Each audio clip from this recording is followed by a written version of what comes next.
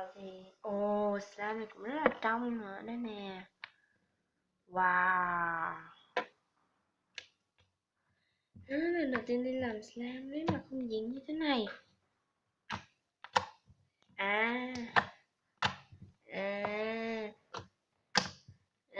Ly biết chơi slime rồi nhé.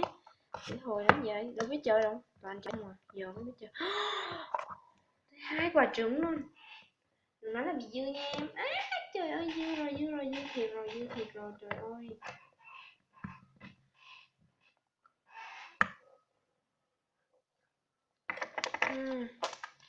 Dư thiệt luôn á, trời ơi. Các bạn coi này. Khi chiếu vào ánh sáng các bạn coi này. Slime mới tới đây rồi. Slime này, lừa túi hả? Giống lừa túi hả? Đúng rồi, tại sao mình không nghĩ tới cái cách này chứ? Cắt. Nhét đầy cái slime này luôn.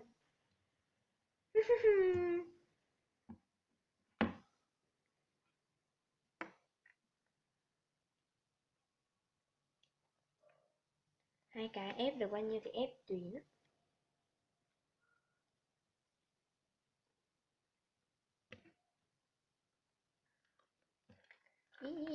Nó chạy lung tung này. Thực sự thì nó vẫn còn bị dư ra đấy các bạn ạ. Nó bị dư có tí thôi, nhưng mà mình sẽ cố gắng để khắc phục được thì mình sẽ cắt đi. Nhét lên này. Đấy, nhét mà còn bị dư ra như thế này. Vậy mà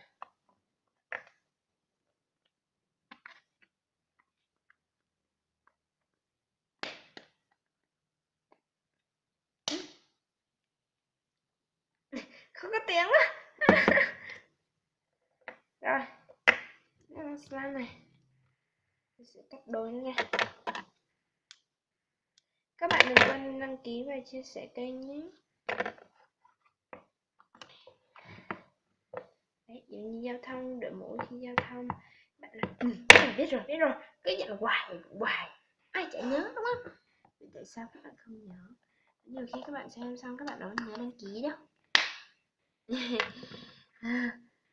Quả trứng này nó bị chuyện. Bây giờ đi sẽ quay đèn nó xuống thấp như thế này và soi các bạn cũng thấy. Ôi, nó hình ở đây, mình thấy đây bị dư quá trời luôn.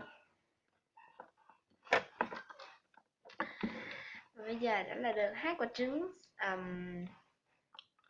Đấy, 2 quả trứng. 2 quả trứng này gọi là 2 quả trứng gì trời? 2 quả trứng slime keo sữa rồi, đúng rồi. Giờ Ly sẽ đi lấy dụng cụ để thẳng rồi người bạn thân Ly. Đây, Ly đã trở lại. Thì người bạn thân của Ly rất thích màu xanh lá cây, nên Ly sẽ làm màu xanh lá. Trời ơi, lá cây cho bạn ấy. Trời, lá cây keo sữa thì tất nhiên rồi.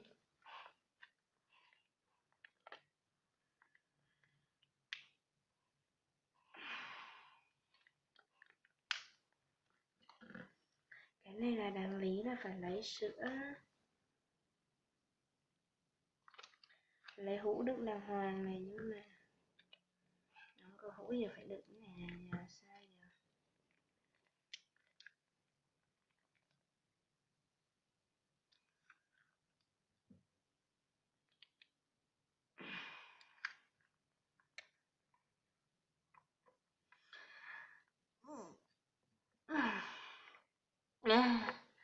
Người bạn thân của Lê có tên là Trần Thị Hân Thảo Thúi.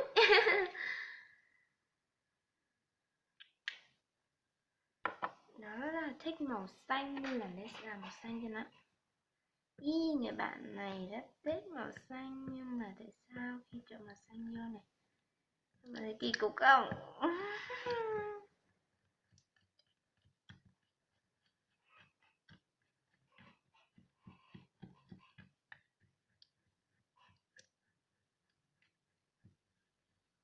Rồi, Màu xanh rất là đậm rồi đúng không?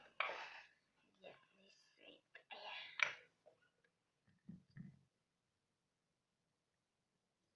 bỏ từ từ thôi, nhưng mà thôi thì mình bỏ nhanh đi cho nhanh. Ok.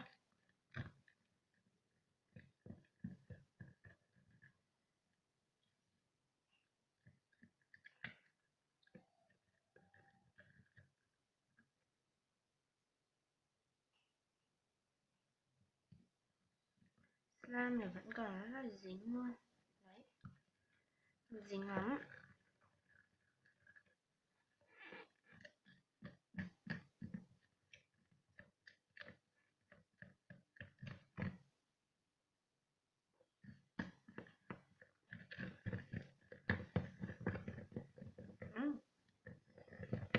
Ý, quấy ra này. Ôi, nó là nước luôn các bạn ơi. Làm sao bây giờ? Ôi, nó ra nước luôn, giống như kem bơ luôn vậy. Nó ra nước luôn.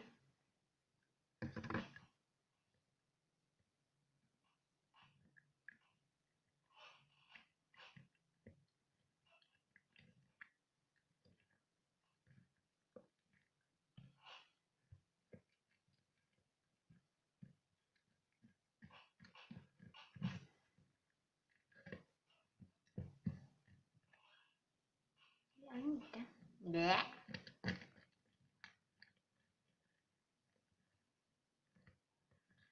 Ồ, đã hơi hơi thành công rồi.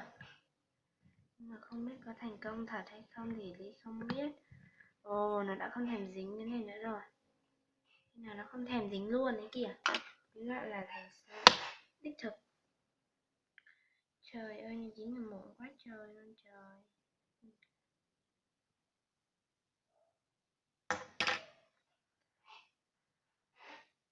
Ồ, slime này hơi dính một xíu nha. Nhanh, nhanh, nhanh, nhanh, nhanh, nhanh, nhanh. Để nó lại ngay, ngay, ngay, ngay. Nhanh, nhanh, nhanh.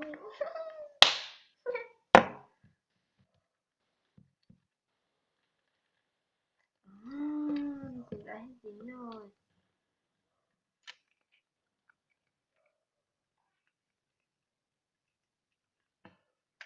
Ôi trời ơi.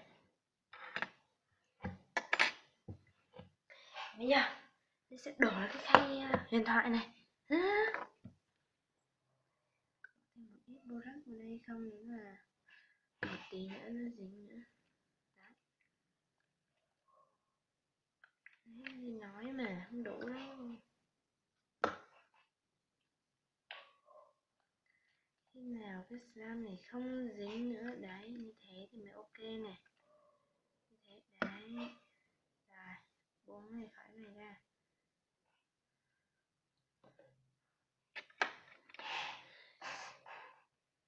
Dính như vậy biết bao nhiêu lần rồi. Vậy mà không nhớ, trời ơi là trời, kỳ cục vậy trời.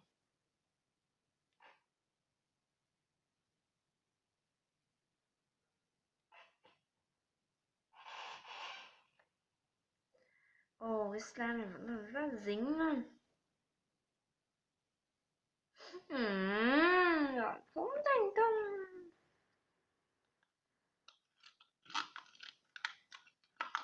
Ly thường thì đã thấy là một lần thành công thì lần thứ hai ít khi thành công.